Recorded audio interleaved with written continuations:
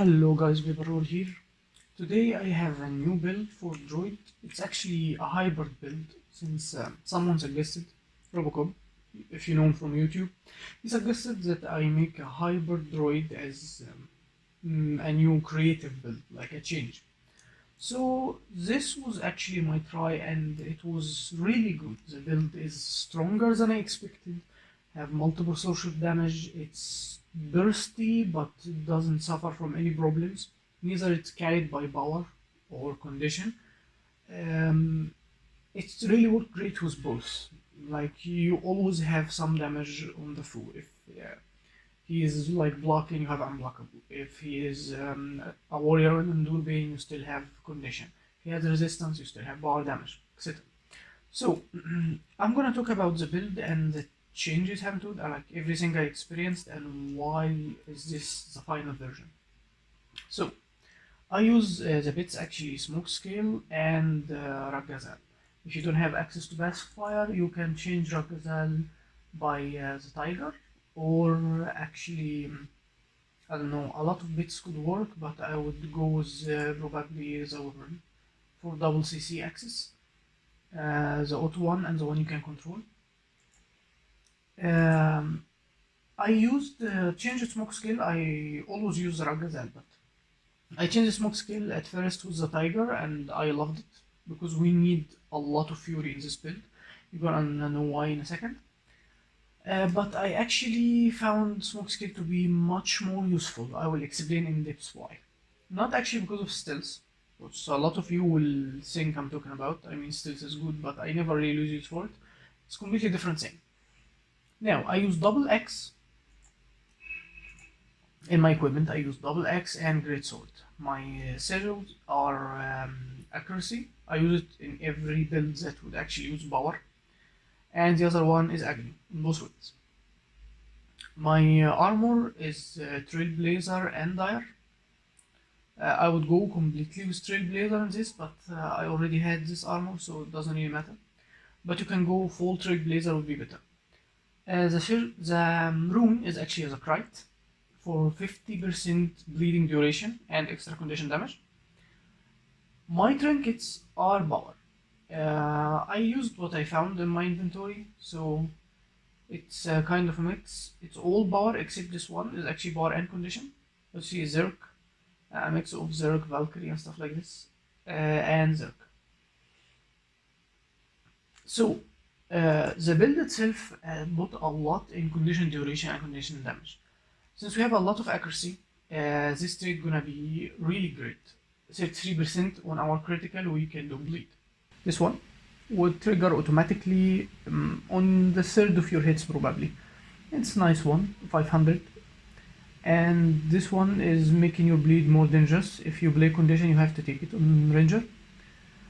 And vicious quarry. This is why I said we need a lot of fury in this build, because fury now grants us 30% critical chance, not 20, and extra ferocity. You see, this is my points, my status. Once I have fury, 74% and 201 ferocity. So that trait is great since we use survival skills with the wilderness knowledge. So 1, 2, 3, 4 skills that will grant us fury 4 seconds every time we use any of them. And also on weapon swap, we would have 5 seconds of fury, 9 seconds of swiftness. If we flank, we have extra 10% of critical chance. It was 74, now we're talking 84, so we have a lot of critical chance, nothing to worry about. And wilderness survival, we use taste for danger. Here we leave the one everyone use, like, makes sense, lesser my terrain for this one. Because now we have higher vitality, we don't need to invest much in tanking up, and we have higher expertise from vitality. And that will push our condition duration to 81% for bleeds. If you have full Trailblazer, it will be probably almost 90. And we use ambidexterity. I don't know what that means. Anyway, for extra 120 condition damage, nothing more. So you can actually go to sharpen, shared anguish, or refine toxin. But I found higher condition damage is a little bit niche better. And we have 3 stun breaks, so we don't need that much more stun breaks, but you can actually go for it. This one, every 5 seconds, like 100 a second, it doesn't worth it. You get higher damage from this, more condition from this since you don't have poison access, but this one's better. And of course, wellness knowledge. Druid doesn't change. Druid clarity and celestial shadows with ancient seed. Now, how we actually play this build?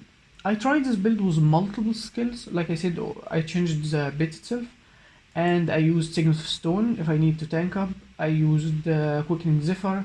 I even used Strength of the Bag, but this was a setup that worked the best. The stability is nice, but the ability to keep catching people and have extra condition removal on a lower cooldown and extra fury was out of discussion. So, the elite, the healing skills, and Sharpened Stone, you can change these skills. You can actually go for Quickening Zephyr instead of Lightning Reflexes. Since you use Greatsword on this build, you have a lot of melee, so you don't want to move away from your target.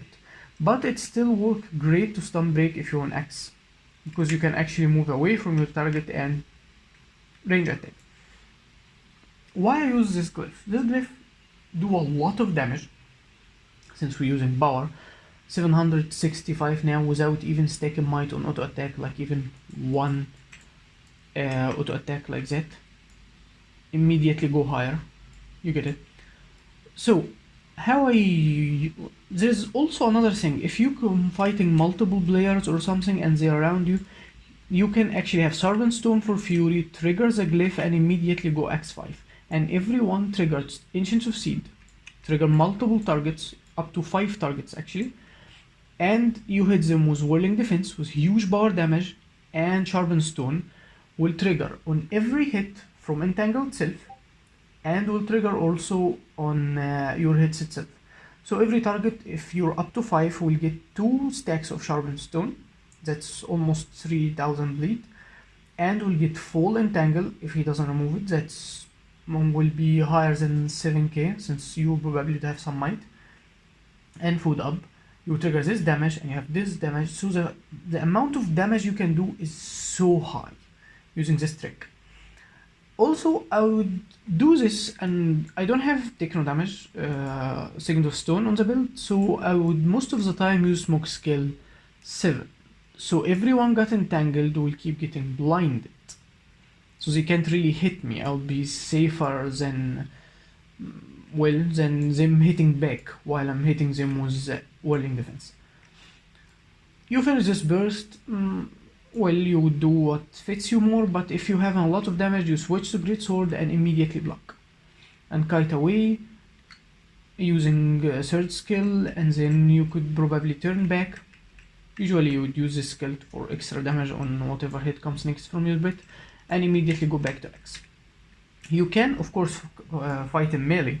That's why you have Greatsword, not only for the block and kiting, it has a lot of damage through this skill, and that's why we have Ragazal actually.